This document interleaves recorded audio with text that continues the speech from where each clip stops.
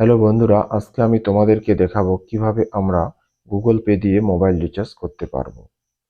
এর জন্য আমাদেরকে সবার প্রথমে গুগল পে অপশনটি ওপেন করতে হবে। এখানে অনেকগুলো অপশন আমরা দেখতে পাচ্ছি। এখানে মোবাইল রিচার্জ বলে যে অপশনটি আছে, এই অপশনটিতে আমরা ক্লিক করব। এখানে সবার উপরে একটি সার্চ বার দেখাচ্ছে। যে নাম্বারটি আমরা রিচার্জ করতে চাচ্ছি সেই নাম্বারটি যদি আমাদের মোবাইল ফোনে সেভ করা না থাকে, তাহলে এই সার্চ বারে ওই নাম্বারটি লিখতে হবে, লিখে সার্চ করতে হবে।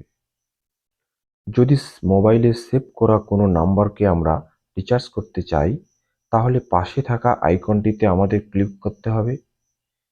এরপর উপরের সার্চ বারে নাম লিখতে হবে। নাম সার্চ করার পরে যখন নামটি চলে আসবে, তখন নামটির উপরে একবার ক্লিক করতে হবে। এরপর পাশে থাকা যে তীর চিহ্ন অপশনটি আছে, এখানে ক্লিক করলে সরাসরি মোবাইল রিচার্জের প্ল্যান আমাদের সামনে খুলে যাবে।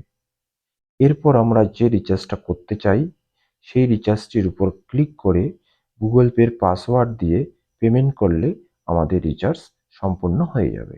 এইভাবেই আমরা গুগল পের মাধ্যমে মোবাইল ফোন রিচার্জ করতে পারবো।